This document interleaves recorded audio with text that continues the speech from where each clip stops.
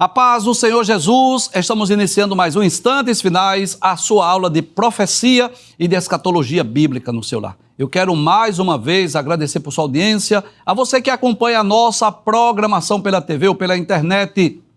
Que Deus te abençoe, que as bênçãos do Senhor Jesus continuem sendo derramadas sobre a sua vida, sobre a sua família. Seja muito bem-vindo aos Instantes Finais.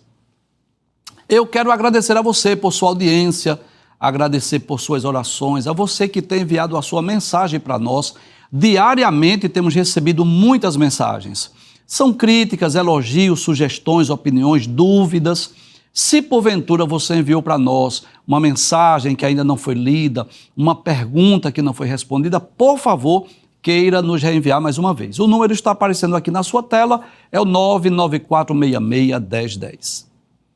Se você está acompanhando o nosso programa, você sabe que nós estamos estudando sobre visões e sonhos proféticos da Bíblia, esse tema maravilhoso, esse tema extraordinário.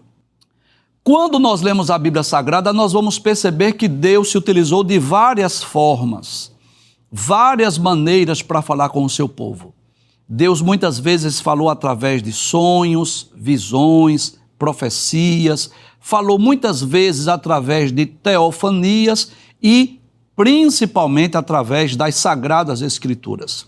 E é na Bíblia Sagrada, nas Sagradas Escrituras, que nós encontramos dezenas de visões, de sonhos proféticos que foram meios pelos quais Deus se manifestou, Deus se revelou no passado.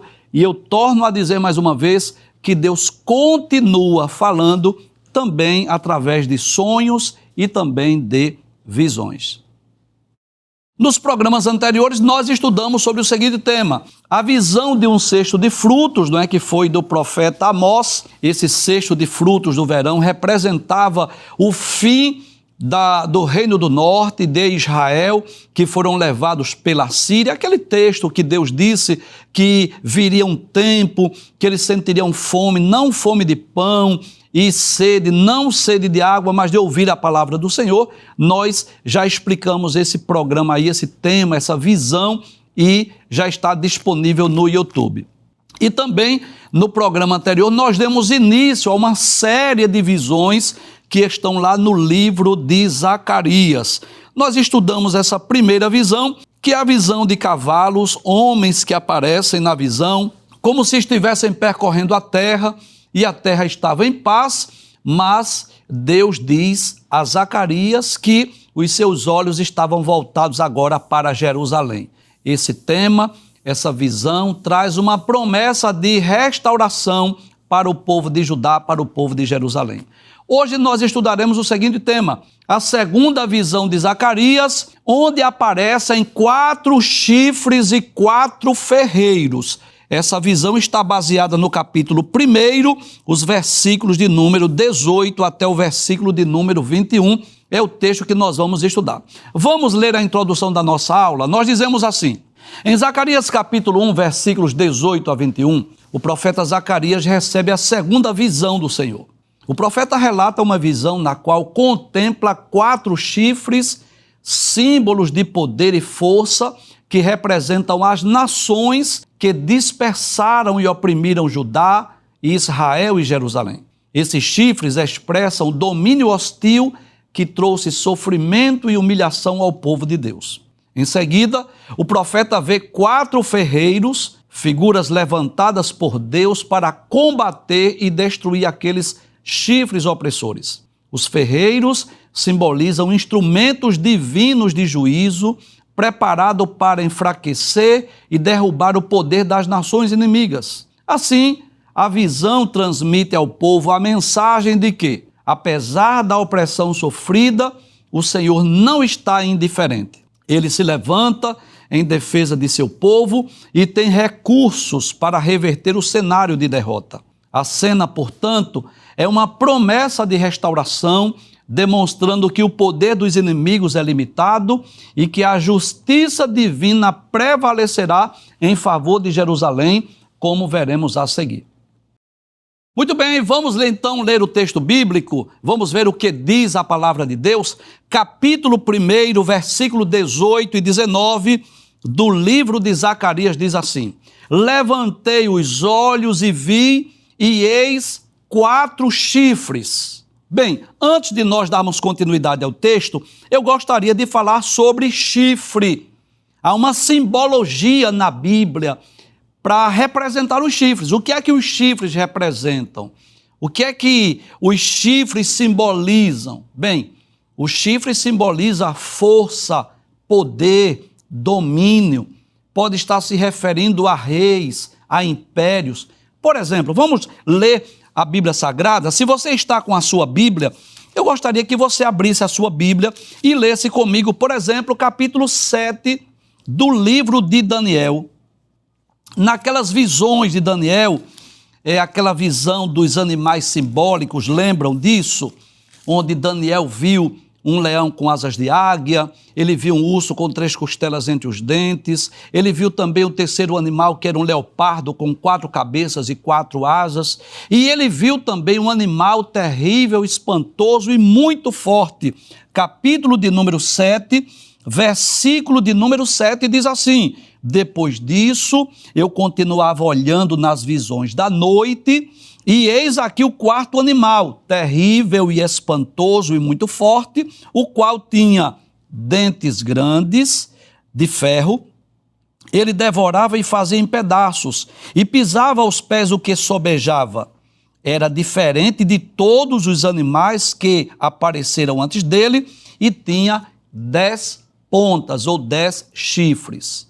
Então, aqueles chifres desse animal terrível, espantoso e muito forte, aponta para o governo futuro do anticristo. E eu posso comprovar isso quando eu leio o livro do Apocalipse, capítulo de número 13. Abra sua Bíblia e leia comigo.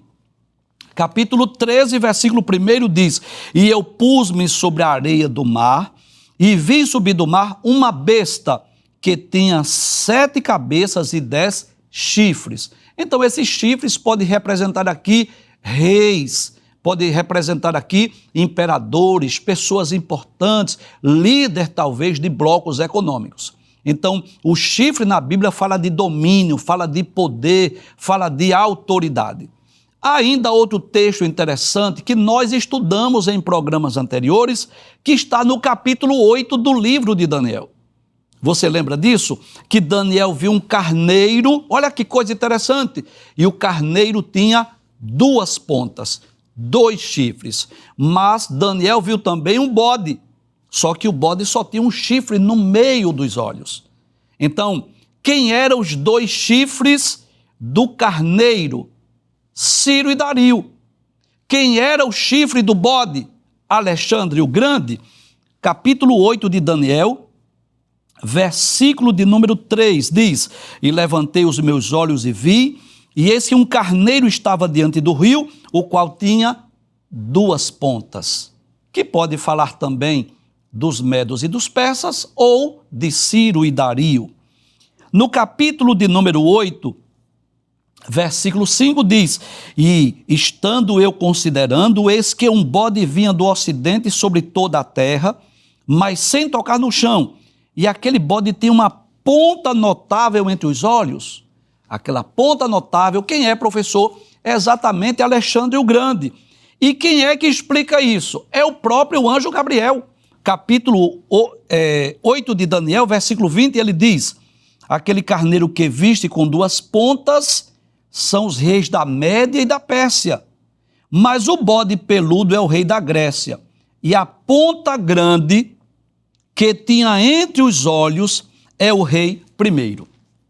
Então, voltando a essa visão de Zacarias, deixa eu ler o texto mais uma vez. Zacarias, capítulo 1, versículo 18, diz assim: levantei os olhos e vi 4 chifres.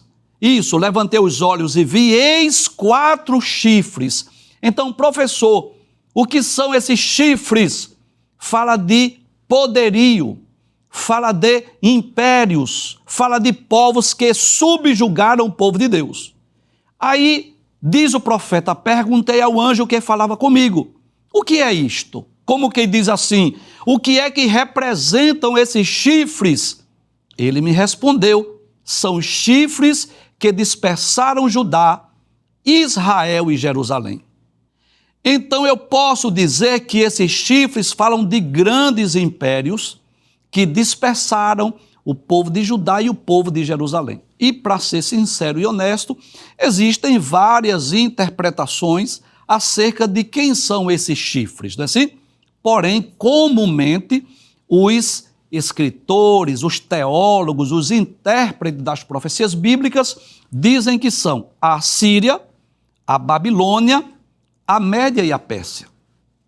Só que é um fato interessante aí para nós observarmos. A Assíria, não temos dúvida disso, que é um desses chifres. E por quê, professor? Foi a Assíria que levou o Reino do Norte em 722 a.C., levou o povo lá para a Síria. Não temos dúvidas que um desses chifres é exatamente a Assíria, representa o poderio assírio. O outro chifre, nós não temos dúvida que representa a Babilônia. E por quê? De 605 a 586, foi a vez da Babilônia levar o povo judeu para a Babilônia. Lembra disso? Você sabe disso, em 3 levas, nos dias de Daniel, Sadraque, Mesaque, Abednego, nos dias do profeta Ezequiel, nos dias do profeta Ezequiel, Jeremias, não é assim? Você sabe disso. Agora, esses 2 chifres, tudo leva a crer que não são a Média e a Pérsia. E por quê? Porque a forma que os medos e os persas trataram o povo de Judá, o povo de Jerusalém, foi diferente. Se você ler a Bíblia Sagrada, você vai perceber isso. Por exemplo, Ciro, o rei da Pérsia, a primeira coisa que ele fez foi mandar o povo retornar para a sua terra. Se você está com a sua Bíblia, você pode ler comigo Esdras, capítulo 1, versículo 1 em diante. Olha que coisa interessante. Diz assim: no 1º ano de Ciro, rei da Pérsia, para que se cumprisse a palavra do Senhor por boca de Jeremias, despertou o Senhor o espírito de Ciro, rei da Pérsia, o qual fez passar pregão por todo o seu reino, como também por escrito, dizendo: assim diz Ciro, rei da Pérsia, o Senhor Deus dos céus me deu todos os reinos da terra, e ele me encarregou de lhe edificar uma casa em Jerusalém, que é em Judá. Quem há entre vós de todo o seu povo, seja seu Deus com ele, e suba a Jerusalém, que é em Judá, e edifique a casa do Senhor Deus de Israel, que é o Deus que habita em Jerusalém. Então perceba que a forma que os medos e persas trataram o povo judeu foi diferente da forma que a Síria e a Babilônia tratou o povo de Deus.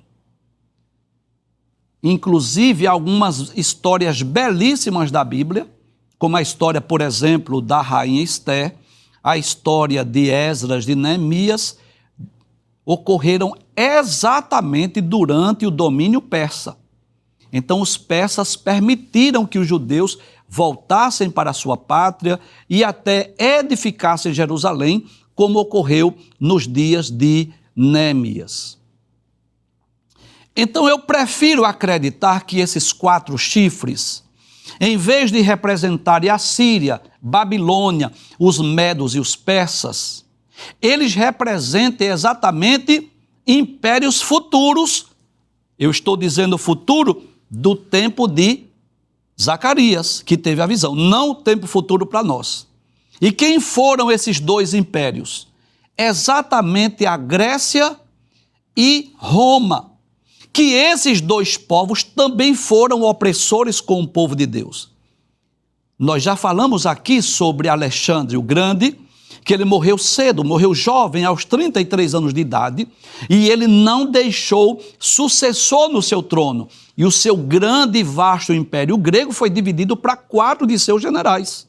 E de um desses generais veio Antíoco Epifânio, que tratou o povo de Deus com violência, chegando inclusive a profanar o templo do Senhor que havia sido construído por Zorobabel. Assim, em vez de acreditar que esses 4 chifres sejam a Síria, Babilônia, Média e Pérsia, prefiro crer, prefiro acreditar que seja a Síria, Babilônia, Grécia e Roma. Agora, é interessante o texto dizer que esses 4 impérios, representados pelos chifres, Deus mostra a Zacarias agora 4 ferreiros, 4 profissionais que trabalhavam com ferro, colocavam o ferro lá para aquecer, para amolecer o ferro, para trabalhar com ferro. E esses ferreiros representam exatamente impérios que foram usados por Deus para punir os chifres. Vamos ler o texto mais uma vez? Versículo 18 e 19 ainda. Levantei os olhos e vi, eis 4 chifres. O que são chifres, professor? Impérios, reis, dominadores, grandes impérios que surgiram no passado. Perguntei ao anjo que falava comigo, que é isso? E ele me respondeu, são os chifres que dispersaram Judá, Israel e Jerusalém. Versículo de número 20 diz assim, o Senhor me mostrou o que, professor? 4 ferreiros.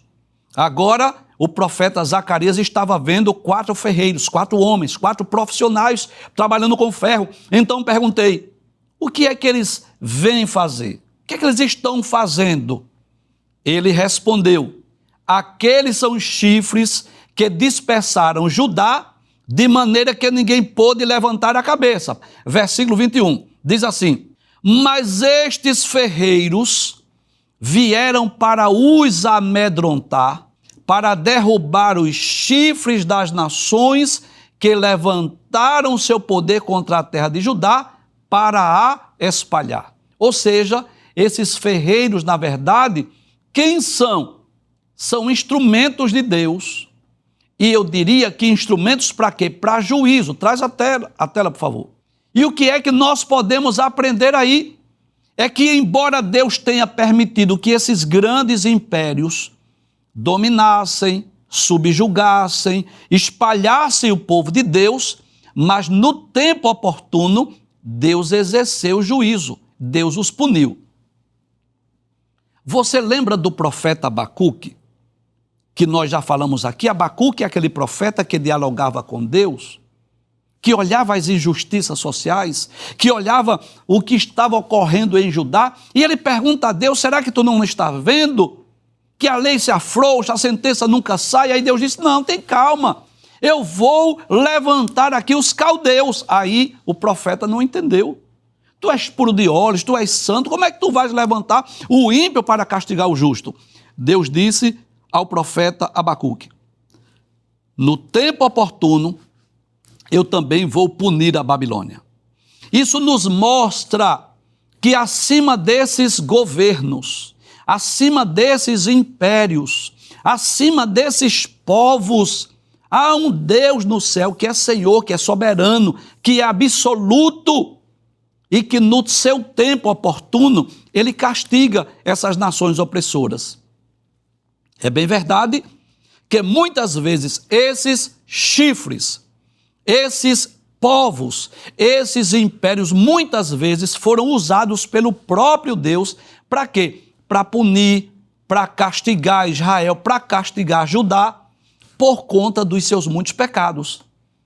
Você sabe disso, que muitas vezes Deus se utilizou de secas, de pragas, de gafanhotos, que muitas vezes Deus se utilizou de fenômenos da natureza para castigar o seu povo, porém, eu diria que um dos principais meios pelos quais Deus se utilizou para punir o seu povo foi exatamente através de povos e nações estrangeiras.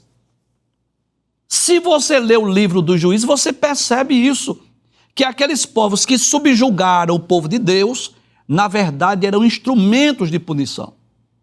Mas que coisa interessante, no tempo oportuno, Deus exerceu juízo sobre esses povos. Se nós lermos a Bíblia e a história, nós podemos comprovar isso, que dezenas de povos inimigos da nação de Israel simplesmente desapareceram do mapa. Eu vou citar apenas alguns aqui. Por exemplo, lembra dos amalequitas? Sabe quem eram os amalequitas? Os descendentes de Esaú. Então, Gênesis capítulo 36, versículo 12. inimigos ferrenhos de Israel. Lá no livro do Êxodo, capítulo 17, mostra isso. Quando o povo de Israel saiu do Egito, vieram os amalequitas, num ato de covardia, pegando o povo, matando o povo que estava lá atrás na retaguarda, os velhos, as crianças. Inclusive foi nessa ocasião que Deus mandou Josué lutar contra os amalequitas, e nos dias de Saul, Deus deu uma ordem para Saul destruir os amalequitas. Se você me perguntar, professor, o que ocorreu com os amalequitas? Eu vou dizer, foram derrotados, desapareceram da história, não se fala mais. Deus havia dito a Moisés, eu vou riscar Amaleque. Outro povo inimigo do povo de Deus, os moabitas. Quem eram os moabitas? Descendentes de Ló, capítulo 19, versículo 37 de Gênesis. Muitas vezes hostis contra Israel. Não permitiram que o povo de Israel passasse na sua terra quando vinham lá do Egito.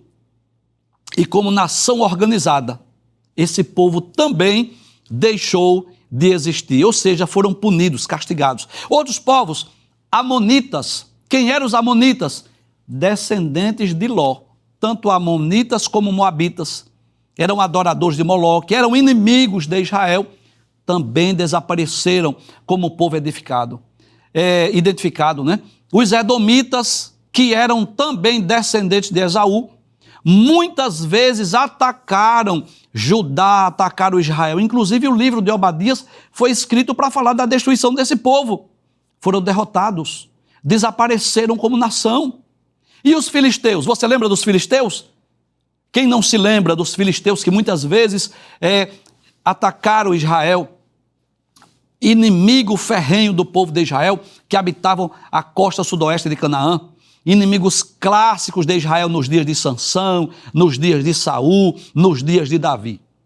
O livro de Juízes, os livros de Samuel contam muito bem a história dos filisteus. O que aconteceu com eles, professor? Deixaram de existir após as conquistas da Síria e Babilônia.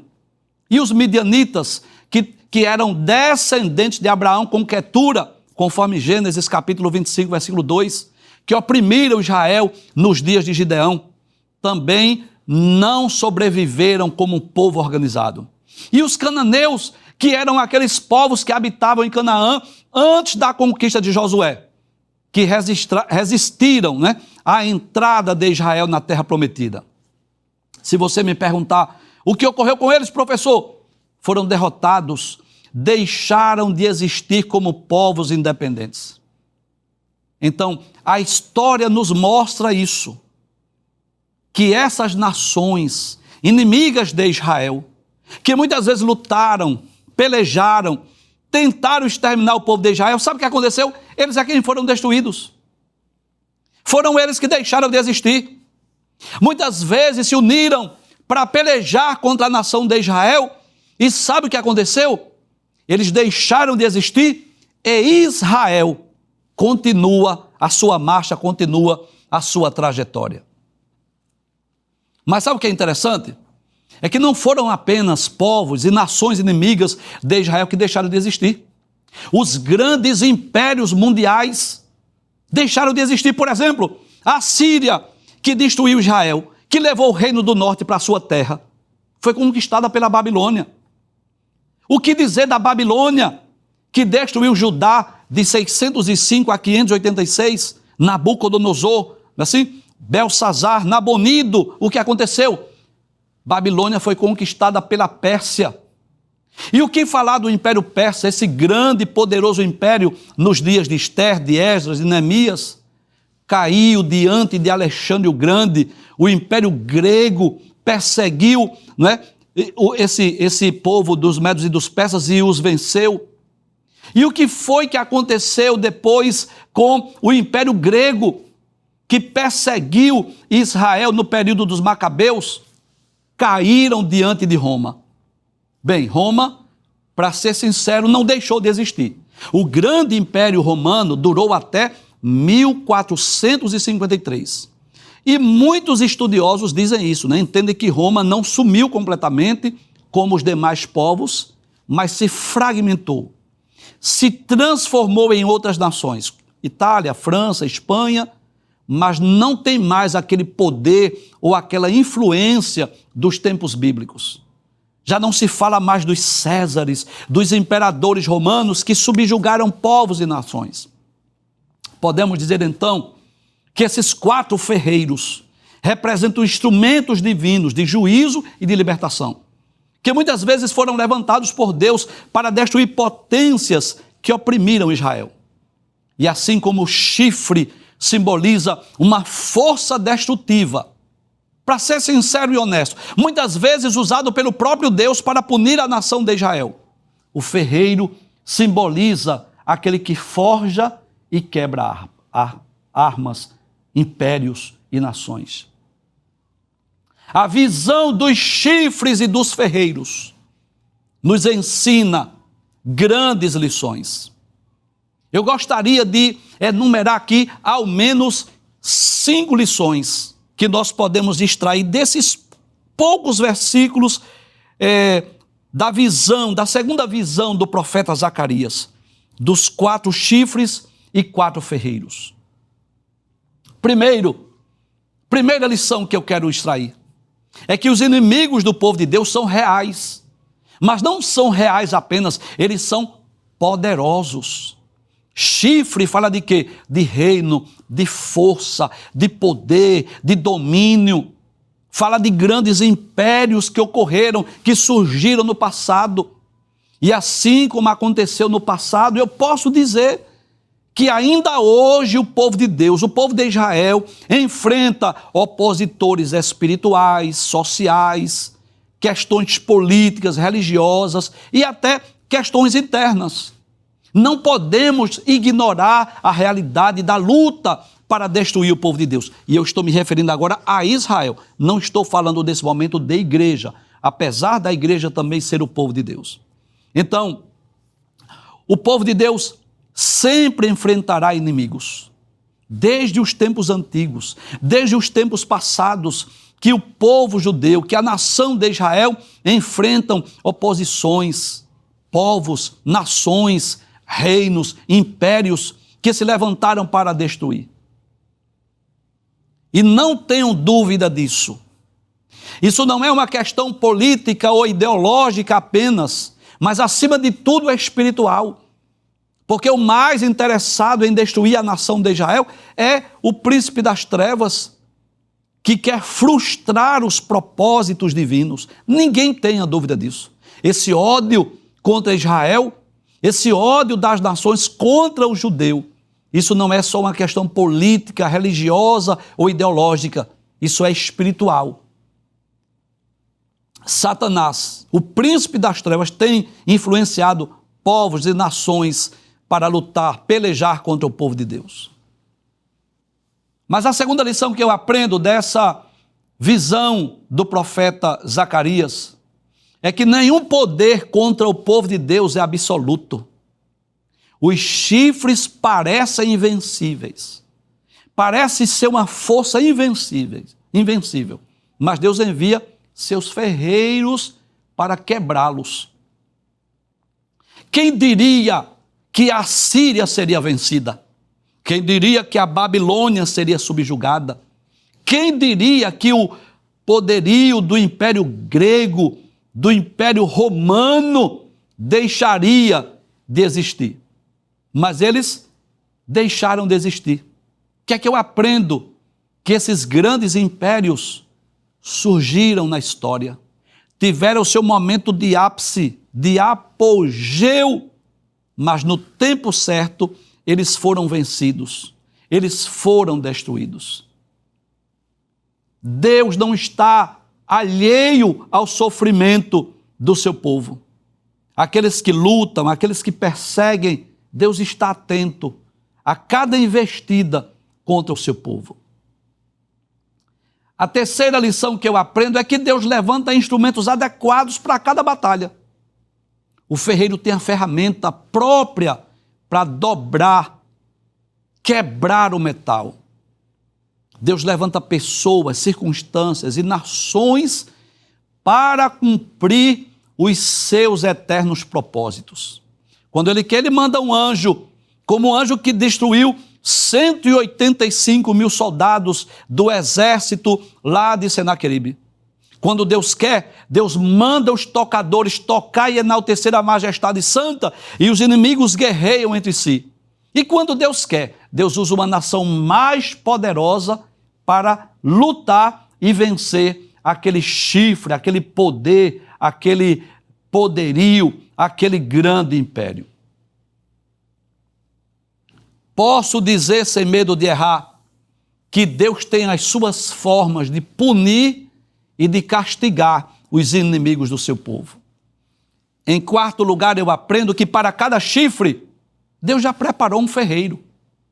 Não há inimigo que fique impune. Eu vou repetir essa frase. Não há inimigo que fique impune. Todos os inimigos do povo de Deus, no tempo certo, têm a sua recompensa. Nenhum ataque contra o povo de Deus passa despercebido. Deus tem seus instrumentos, seus meios, suas formas para puni-los e para subjugá-los.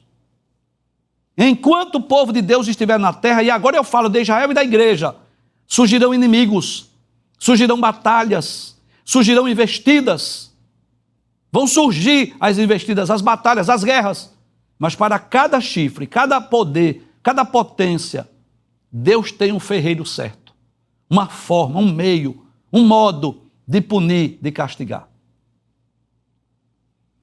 A quinta lição que nós aprendemos é que o julgamento pertence a Deus, não pertence a nós. Não somos nós quem vamos quebrar os chifres, são os ferreiros levantados por Deus. Não é o próprio povo que vai lutar, que vai prevalecer. É claro que nos tempos bíblicos, houve períodos em que o próprio povo de Deus lutou para vencer suas guerras, eu não tenho dúvida disso. Principalmente no tempo dos juízes. Deus levantava os juízes, e os juízes levantavam o exército e vencia seus inimigos, claro. Mas eu aprendo com essa visão, que é Deus quem levanta os ferreiros, que é Deus que levanta seus meios, seus instrumentos de punição. E a vingança, na verdade, ela pertence a Deus. É Deus quem pune, é Deus que castiga. Então, essa visão do profeta Zacarias, embora tenha uma mensagem para o povo judeu, não tenho dúvida disso. Sendo fiel e honesto ao texto, essa profecia fala de Judá, fala de Israel, fala de Jerusalém, fala do povo judeu. Mas nós podemos extrair lições preciosíssimas para as nossas vidas. Em resumo, eu posso dizer que a visão dos 4 chifres e dos 4 ferreiros nos ensina que, embora os inimigos do povo de Deus pareçam fortes, pareçam invencíveis, imbatíveis, mas o Senhor sempre prepara instrumentos para derribar toda a força contrária, garantindo proteção e justiça, vitória final. E eu pergunto a você, qual é o chifre, a força que tem se levantado contra você? Quem é o valente que está se levantando contra você, que parece invencível? Eu quero dizer aqui com muita tranquilidade, Deus já tem um ferreiro preparado para destruí-lo. Eu vou repetir mais uma vez. Se você está diante de um grande inimigo que quer te destruir, te arruinar, te ameaça, te amedronta, e como um daqueles chifres que parecem invencíveis, eu quero dizer aqui com muita convicção, Deus já tem preparado um ferreiro para no tempo certo agir e destruir as forças do mal.